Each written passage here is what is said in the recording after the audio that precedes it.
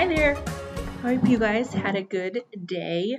I have been listening to various podcasts and YouTube videos from a few neuroscientists. And if you don't know about my fascination, really lifelong fascination with neuroscience, now you know. I have always really been intrigued by the brain. I thought for a long time it was going to go into some sort of pathway either with brain or with thinking. I was a psychology major in college, and then I really almost thought about going to get my PhD in psychology. And then when I decided to go to medical school, I was really thinking I was going to do neurology or something with the brain. So I ended up switching to OBGYN, which has a lot of psychology because it involves women. But ultimately, obviously decided to go away from the brain, but still just love the brain and neuroscience and psychology, and it's so fascinating, which is probably why I then got into the whole coaching thing. So anyway, I was listening to a recent podcast with a neuroscientist whose name is Andrew Huberman, and it was on the Rich Roll podcast. And if you have any interest in any of these topics I'm going to talk about tonight, then definitely check out that podcast. It's like 2 hours long, and it's so good, and it's so fascinating. And he presents it in a way that's like not really hard to understand. I mean, there's some really complex things there, and I had to listen to some of it twice through, but ultimately really, really great. So I'm going to tell you 5 things that came out of this podcast and a few other videos that I've been watching from the neuroscience literature and what they know in the neuroscience world that actually proves the effectiveness of coaching, which I think that's the coaching world is working on proving those benefits, in real time. But if we kind of look at the literature that's already out there when it comes to neuroscience, it's already there. It's just in different language. But if you know what coaching is, either with a coach or self-coaching, like if you know what the purpose is, and you know the lingo, and then if you just marry that with the science, that's with the literature that's already from the neuroscience community, it's already there. It's so obvious. So here are just 5 things that I geeked out a little bit on it. So the first thing is the proof that confirmation bias exists. So I've talked about confirmation bias in the past, but ultimately what it is that your brain is very, very good at seeking out evidence to prove things that you already believe to be true. So an example of this that I use relatively frequently is if you have a belief that you don't have any time or that you hate your job, when you wake up in the morning, your brain will find evidence to prove that to be true. It will find evidence to prove all of the things that suck about your job and tuck them away in your brain for you. Same thing with I don't have enough time. It'll point to all the times where you felt stressful and remember those to confirm that that's true. So neuroscientifically, that's proven because what they know is that new information that confirms what you already believe, confirmation bias, actually activates the reward system, so dopamine and adrenaline in your brain, so that it's rewarding. So your brain continues to do it. That's why it continues to seek out information to prove the beliefs you already have, because it's actually activating the reward system in your brain. That's amazing, right? So back to the coaching, what we know now is that when we pay attention to our thoughts and we pinpoint those negative beliefs that we have and then change them, we can use that reward path that we know is there from the neuroscience literature to our advantage. The second thing is the importance of action first. So it's hugely important to know your thoughts, but it's very difficult to go from believing one thing about yourself to believing something totally different but more positive about yourself. So where the power lies is knowing coaching, especially the type of coaching that I do, that focuses on what you need to believe, but it's so much deeper than that, because it can say, what do you want to be thinking? What is the result you want to have?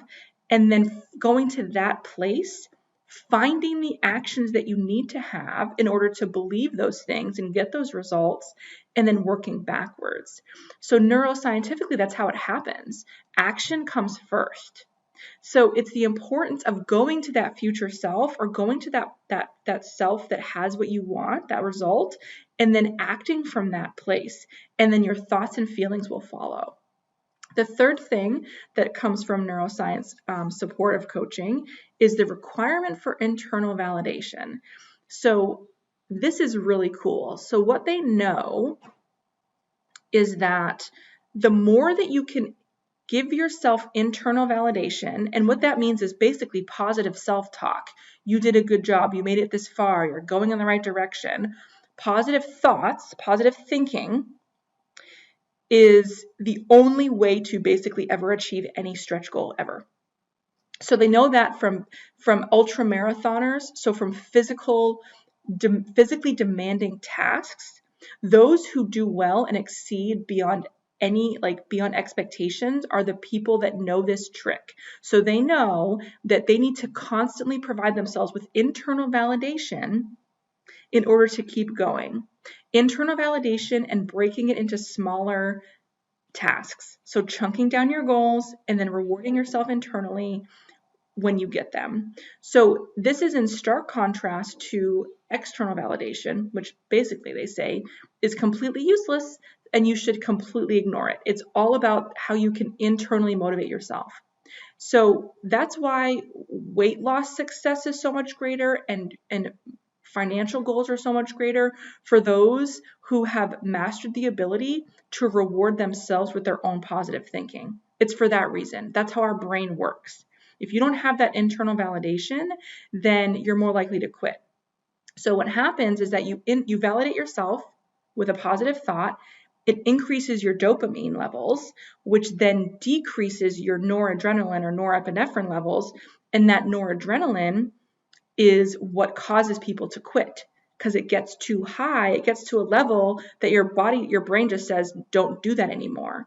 But what the people now realize is that instead of quitting, you just tell yourself, this is the way I'm needing to go. I'm helping people, or whatever it is that your goal is.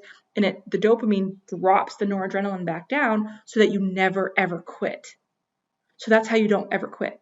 It's not the external validation. It's not the likes and the comments or the medals or the whatever it is. It's all in your mind. Right? The fourth thing. Is that the third thing? Oh, yeah. The fourth thing is the importance of self-regulation. So essentially what this means is controlling yourself from the top down, or the prefrontal cortex, the part of your brain that creates thoughts. That is just thinking automatically unless you know the importance of creating your own thoughts. So those people who are at the next level of life, like doing amazing things, creating things, never quitting, all of those things, those people have mastered the ability to use top-down thinking. So they know that the link between your thoughts and that your thoughts that you think on purpose then create emotions and then create action.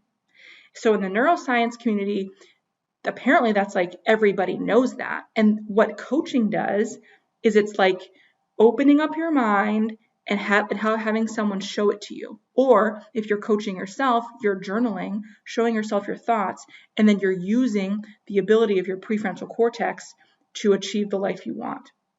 The final thing is gratitude. And everyone talks about gratitude, but I didn't know the scientific support of it. So what gratitude does is it increases serotonin in your brain. So thinking about what you're grateful for, recognizing those small things throughout the moment, really being present, that increases your brain's serotonin. And what serotonin does is it increases your ability to recovery from an injury or to heal wounds, and it decreases your stress level. So it increases your ability to deal with stress. It increases your ability to heal itself. And that is why neuroscientifically gratitude must be part of your daily routine.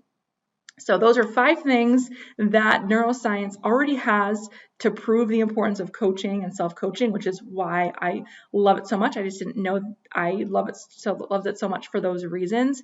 But if you need a coach, or if you want to know about self-coaching, then if you're not already in my Facebook group, you need to get there, because I talk about questions to ask yourself and how to how to work on goals, and a bunch of other things. Basically, anything you want to talk about, that's where to go. And then my coaching program, I specifically work with women physicians who struggle with imposter syndrome to incorporate all of the neuroscience power into your life so that you don't have to struggle or be burdened anymore. So I hope you guys have a great week. It was great chatting with you.